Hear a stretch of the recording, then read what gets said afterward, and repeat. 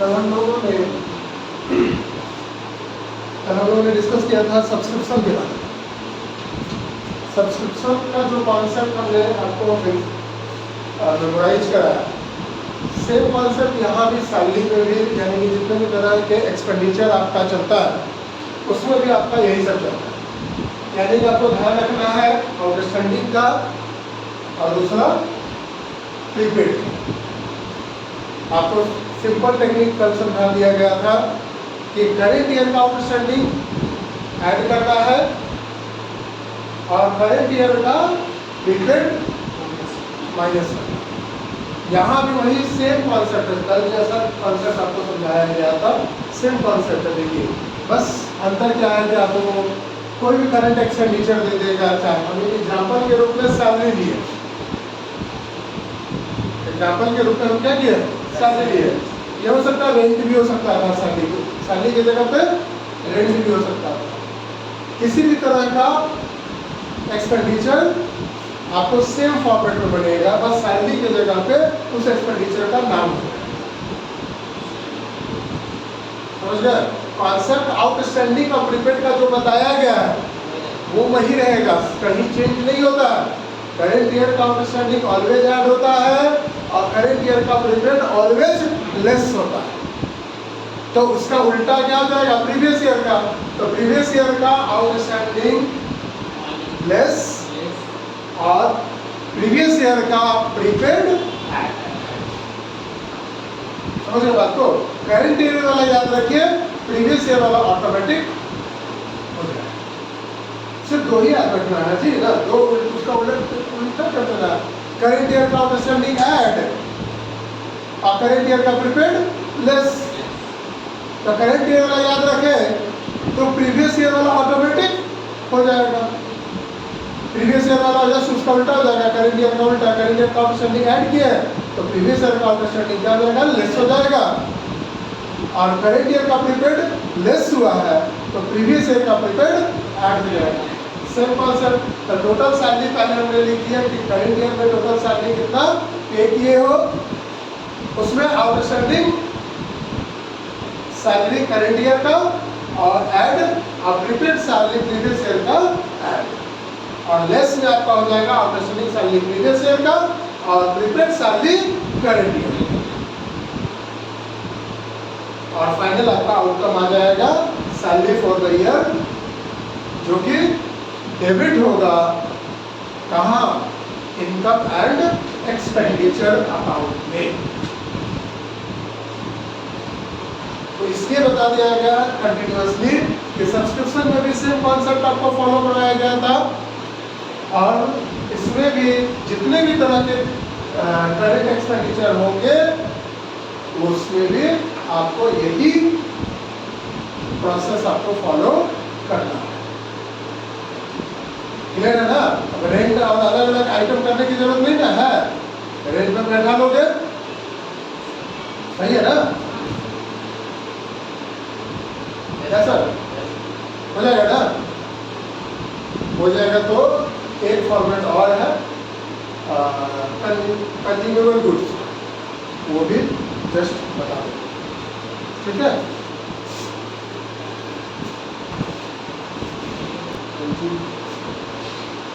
तो अभी हम लोग बात किए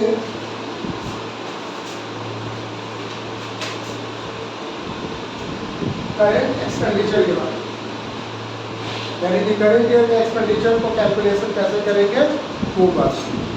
अभी हम लोग जो बात करने जा रहे हैं वो है मटेरियल कंज्यूम।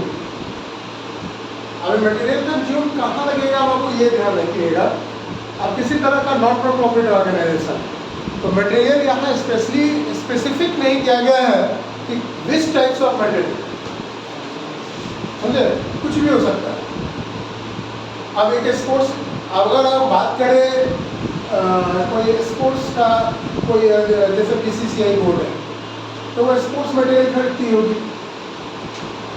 स्पोर्ट्स इक्विपमेंट खरीदती होगी। किसी और चीज़ की नहीं बात कीजिएगा, मान लें कि आप सपोज करो कि भाई अब लंगर खिलाती है ये गुरुद्वारा लंगर खिलाती है ना, तो गुरुद्वारा में लंगर चलता होगा तो ऑब्वियस है कि वहाँ पे मटेरियल आता होगा, वहाँ इंग्रीडियंट्स आता होगा ना, चावल दाल वगैरह ये सब आता होगा, तभी ना वो आपको लंगर खिला पाती है। तो हर तरह का नॉट फॉर प्रॉफिट ऑर्गेनाइजेशन में कुछ ना कुछ इक्विपमेंट हो आइदर, या किसी तरह का मटेरियल वगैरह का परचेज या कंजप्शन जारी रहता है। क्लियर है ये चीज? तो जो मटेरियल का कंजप्शन जारी रहता है तो उसका कैलकुलेशन कीजिएगा ना कि भाई इस पर्टिकुलर ईयर में टोटल कंजप्शन कितना हुआ है। टोटल ईयर में यानी कि इस पर्टिकुलर ईयर में टोटल कंजप्शन कितना हुआ है। तो उसका कंजप्शन कैसे आप फाइंड आउट करोगे? तो जब हम देखिए फॉर्मेट रखना तो है ही कि फॉर्मेट रख जाना है, लेकिन थोड़ा अलग तरीके से सोच के देखिए। अब फॉर एग्जाम्पल अब आपको कहा जाएगा कि अगर एक नॉर्मल एक एग्जाम्पल लेते हैं, सपोज करो कि घर में आटा घर में आता होगा, सबके घर में आता है। अब आटा आता है तो जनरली क्या होता है कि पूरा खत्म होने में जरूरी नहीं है कि आता होगा, 2-3 दिन 1 हफ्ता का बचा हुआ होता होगा तभी फिर आ जाता है, ऐसा होता है ना। तो यानी कि जो पहले से अवेलेबल है वो आपके लिए क्या हो गया? ओपनिंग स्टॉक, सही है ना। तो मान लेंगे सपोज करो कि हम एक एग्जांपल लेते हैं कि आपके घर में महीने के अंत में सपोज करो कि 5 केजी आटा बचा हुआ है, और मम्मी फिर से इन्फॉर्म की पापा को कि भाई आटा और आटा का बोरी ले लीजिएगा, ठीक है। तो आटा का बोरी आ गया, 50 केजी वाला बोरा आ गया। तो 5 केजी याद रखिए, 5 केजी बचा हुआ था महीने का, तो यानी कि महीने का अंत का मतलब क्या हुआ? अगले महीने के सुबह। तो 5 केजी आटा पहले से था, पापा फिर से 50 केजी का बोरा यानी 50 केजी का बोरा ले आए। तो नाउ आटा कितना हो गया आपके पास? 55 केजी, सही है ना? सही है ना साहिल? समझ आ रहा है? हाँ, ध्यान है ना? तो 5 केजी आपके पास पहले से था और 50 केजी पापा और ले आए। तो अब आपके पास कितना आटा हो गया? 55 केजी। अब सपोज करो कि उस महीने में यानी कि अप्रैल महीने में अप्रैल महीने के अंत में पता चलता है कि 10 केजी आटा बचता है। तो अप्रैल महीने में कितना आटा कंज्यूम कर गए तुम्हारे घर में? 45 केजी। तो कैसे निकाले? ओपनिंग स्टॉक 5 केजी था, 50 केजी आटा आया। तो ओपनिंग स्टॉक में आप क्या किए? परचेज यानी जो खरीद के लाए वो ऐड कर दिए। तो 5 + 50 कितना हो गया? 55, सही है ना। तो ओपनिंग स्टॉक आपने पहले किया, ऐड किया क्या? परचेज, सही है बाबू। और लास्ट में तुम्हारे पास बच गया था कितना? 10 केजी आटा बच गया था ना। तो आपने क्या किया? 55 में से 10 लेस कर दिया। तो आपको पता चल गया कि 45 केजी आटा आपका कंजप्शन हुआ है। It means opening stock plus purchase minus closing stock. तो ये 3 आइटम क्लियर है? 3 आइटम का रिलेशन कंजप्शन में ओपनिंग स्टॉक और परचेज ऐड होगा और माइनस हो जाएगा क्लोजिंग स्टॉक, सही है। हाँ, अब रहा बात है बाबू की, ये तो पेमेंट के रूप में हुआ, हो सकता है कुछ उधारी आया हो, है ना। आउटस्टैंडिंग का मतलब क्या होता है? उधारी। तो हम जानते हैं क्या कि करंट ईयर का आउटस्टैंडिंग क्या होता है? ऐड और प्रीवियस ईयर का आउटस्टैंडिंग, यानी कि करेंट ईयर का आउटस्टैंडिंग, यानी कि कैसे पता चलेगा, तो हमारा आउटस्टैंडिंग क्रेडिटर के फॉर्म में पता चलेगा। जिससे हम माल खरीदेंगे, उधार खरीदेंगे, उसको क्या कहेंगे, क्रेडिटर कहेंगे ना। जिससे हम उधार माल लेते हैं तो वो हमारा कौन है, क्रेडिटर है। और इंड में जो बचा माल वो आपका यानी क्लोजिंग क्रेडिटर ऐड होगा और ओपनिंग क्रेडिटर लेस। तो हम आउटस्टैंडिंग का ऑलरेडी जानते हैं कि करेंट ईयर का आउटस्टैंडिंग ऐड होता है और प्रीवियस ईयर का आउटस्टैंडिंग लेस है। तो उसी चीज पे आपका क्लोजिंग और ओपनिंग। तो आप देखिए तो फॉर्मेट में आपका क्लियर है कि नहीं। Opening stock of material add purchase या सही है ना, और उसमें से less closing stock of material. मतलब क्या, आपके घर का एग्जाम्पल ले लिया जाए तो 5 kg ओपनिंग, परचेज 50 kg, तो जुड़ के हो गया 55। क्लोजिंग हमने कितना माना था 10, तो घटकर 45।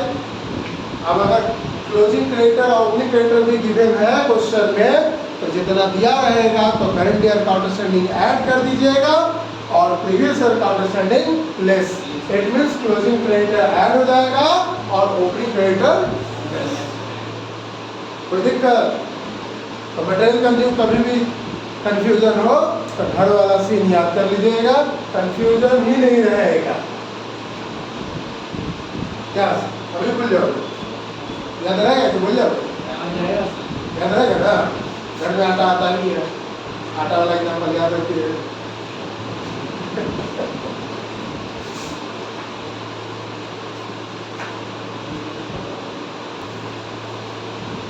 कहता है, देखिए क्वेश्चन नंबर 1,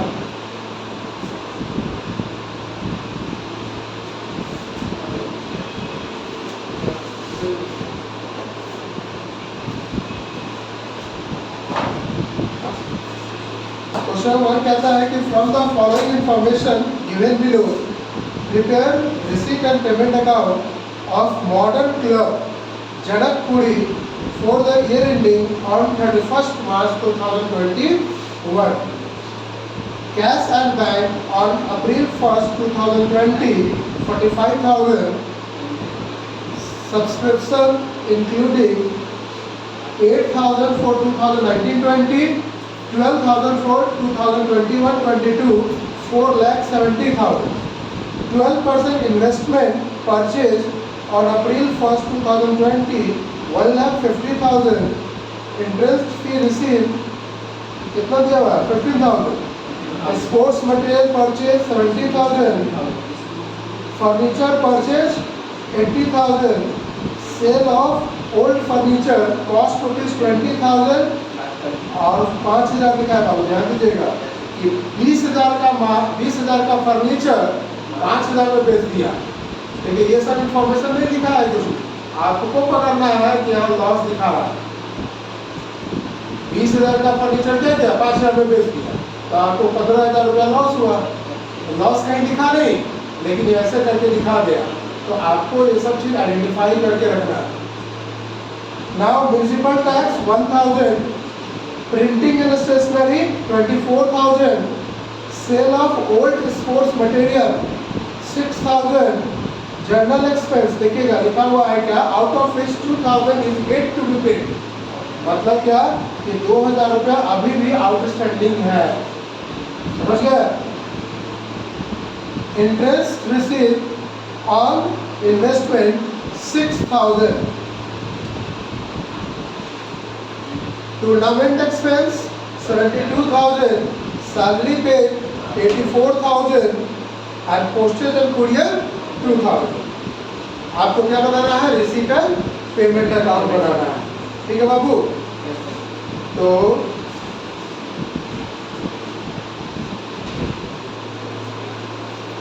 सबसे पहले फॉर्मेट कीजिए, receipt and payment account for the year ending अब इवनिंग उड़ा बाबू 31 मार्च 2021।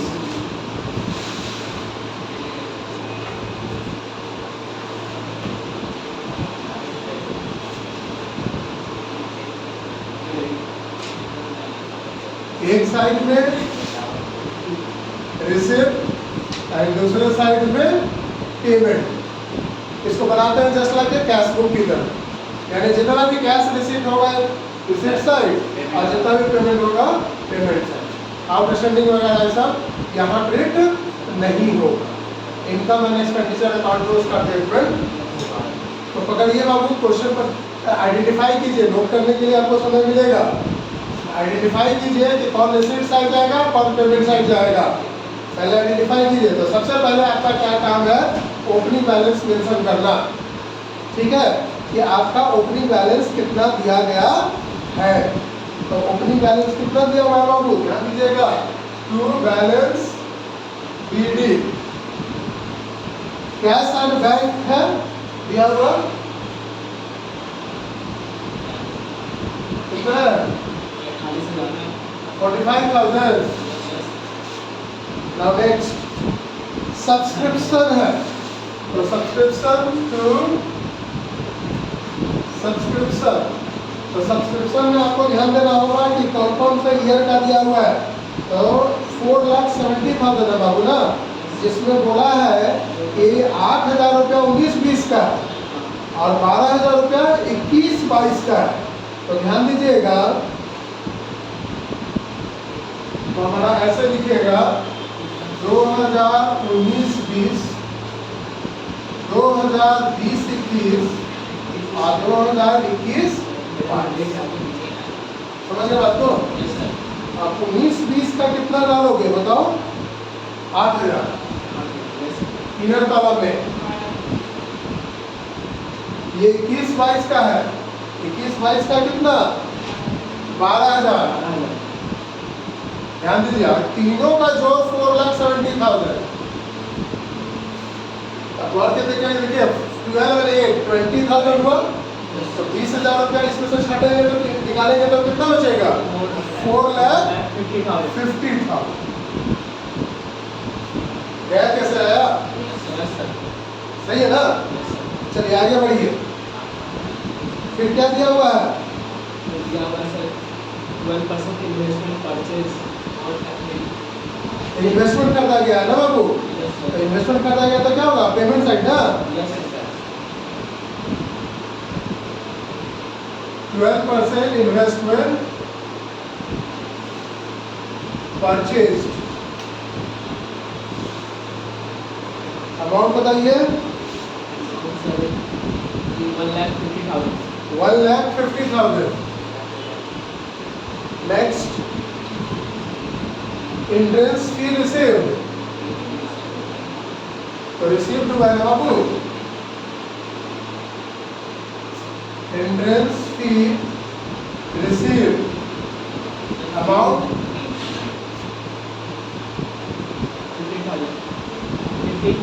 15,000 है। Next exports material purchase.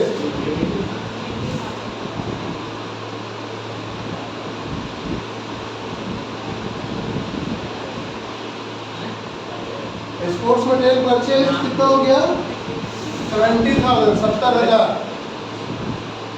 Next furniture purchase.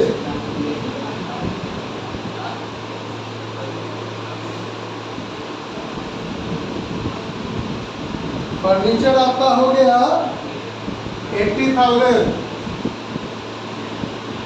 आगे बढ़िए, पेमेंट फर्नीचर परचेज हो गया। सेल ऑफ ओल्ड फर्नीचर, तो बेचा गया ना बाबू, तो यहाँ लिखाएगा to sell of old, receipt होगा ना फर्नीचर। तो कॉस्ट कितना है, 20,000 अंदर में लिख देंगे, लेकिन बेचा है कितना में, 5,000 में, तो 5,000 बाहर लिखेंगे। नेक्स्ट म्युनिसिपल टैक्स तो पे करे किया होगा ना म्युनिसिपल टैक्स, कि रिसीव किया होगा। हाँ, तो ये चीज पे ये जो अंडरस्टूड समझिएगा कि हमको पे किया गया है या रिसीव, कितना 1000। नेक्स्ट प्रिंटिंग एंड स्टेशनरी, क्या होगा, रिसीव या पेमेंट? हाँ, payment. Good. Printing and stationery amount बताइए। 24,000। Next sale of old sports material, कितना जाएगा? Sale of old sports material amount 6,000। Next general expense है ना बाबू, जनरल एक्सपेंस है 20,000 का, इसमें से बोला है 2,000 रुपया अभी भी पे करना बाकी है, तो जनरल एक्सपेंस पेमेंट भी जाएगा ना बाबू। तो बाय जनरल एक्सपेंस 18,000, सही है ना। Next interest received on investment, तो कितना जाएगा ना, interest received on investment amount बताइए। 6,000। और है टूर्नामेंट एक्सपेंस, कितना जाएगा पेमेंट में? बोलिए amount 72,000। Next salary paid, payment side, salary paid 84। चलिए उसके बाद किधर जाएगा? Payment side, postage and courier.